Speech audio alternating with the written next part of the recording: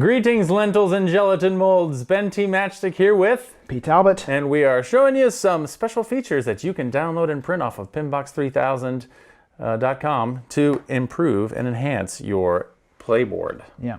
So this is using some of the a bunch of the classic shapes that you'll find in the bottom of your PinBox. You just punch those out, and some of the layouts of the classic shapes on here I shifted a little bit to allow for some cool shots.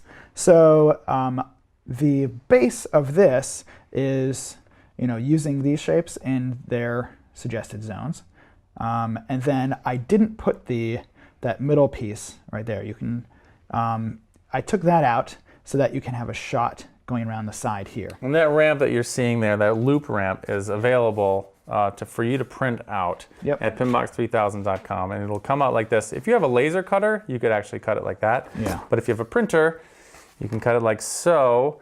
Yeah. And then you'll have, you want to mount that onto some cereal box board or this press board. What do you call this? It's like a shirt board or like box board or something like that. Yeah, shirt board would be good. And then you don't have to cut these tiny little slots and stuff by hand if you just put some tape around there. And that's cool because you could actually import that and put some graphics on. If you're good at Photoshop, that's the kind of stuff that you could do. So then I shifted the turkey leg. Do you have a turkey leg? Oh, here, turkey leg? Yeah. That's like the nickname. Oh, I see. The turkey leg. Yeah. The drumstick. So I shifted this one around. The top of it is pretty much in the standard suggested area, but I shifted this around so that it matches the front of this on-ramp. It's nice to take a stick and just kind of point at your flipper, and say, where my, see, oh, he actually drew a line right there too when you were designing it. Yep. So you know that shot's going to be possible. Too far off from where those lines would go. We see a lot of people when we're doing workshops put their ramp entrances that would be possible, if you're just like driving around in a car. But you always have to remember that you're going to be shooting the balls from this point of origin. The trajectory is always going to be, possible from this like sun rays kind of a layout. And another thing that I do is maybe I'll take a little flashlight, and I'll put my flashlight pointing out towards the obstacle, and I'll hold things in front of it, and I'll kind of determine how much this would block. Really? Yeah. You do that for real? I get really nerdy. That's just gonna get a sense of how this goes. See if I can play it backwards. Yeah, it's great. You locked it already. I lock it a lot. I lock it very much. Locka. It's a little tricky for me to play it this way. Ooh, yeah. Another one of the things you can download is this outside of the box ramp. These little tabs, you don't have to really include those if you're cutting out by hand. That's just, if they're laser cut, they can slot together like that. Otherwise you can glue or tape them together. Yeah. So this ramp goes on the outside of the box, and it installs just like this. You put these ones in first, these little arms, and then this sits down on there. For added security, you can have a little binder clip that you clip the back right here.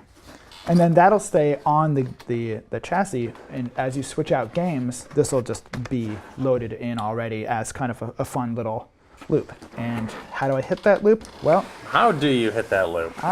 With style. With style and panache. I want to panache the flipper. It's a bit of a tricky shot, but one thing that a lot of people do is they overbuild. So you'll have your game and you'll be building these large features, but really, even the tiniest thing could make the biggest impact. Like this ramp could also be about half the size and just be a little jump instead of a whole full-fledged ramp. Yeah.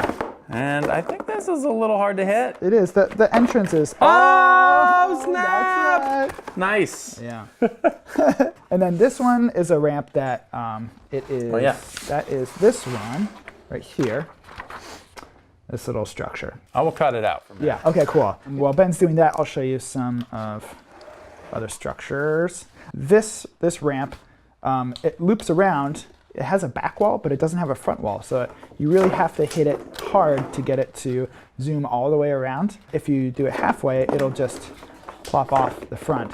So you have a lot of different zones of like functional reaction within your playboard. With this one, you can shoot it off of here, shoot it over all this stuff. You get it in that hole. That's a hard shot, but possible. I decided to put that little spin target in here. I put a tiny washer made out of this box board underneath this star spinner to cut down on friction so it moves a little bit better. There you go. Oh, nice. Okay, great. I'll show you how to fold this. You want to crease this up like that, and then this locks in like that, or you could just tape it. It's important to know those dotted lines aren't for cutting, Yeah. they're for folding. Yes, that's right. This one folds down, and then this folds around the back there, right there, and then this little tab comes up, there's a little slit in that wall. And this is also curved so that the marble will roll behind the ramp. You can install it just by punching a hole. Right. So. And one thing that we learned when we went to these pinball conventions is that a lot of the designers that we talked to, none of them really did their designs in computers, like to program them. They just experimented with what was working, the old school ones. Yeah. So all of those innovative pinball designs just came out of the same process that you're using. It's just messing around with the cardboard and the materials and seeing what happens. We're like, how did you get this RAM? You're like, Just play with it. Just see if it'll work. Yeah. Once it worked, we were happy.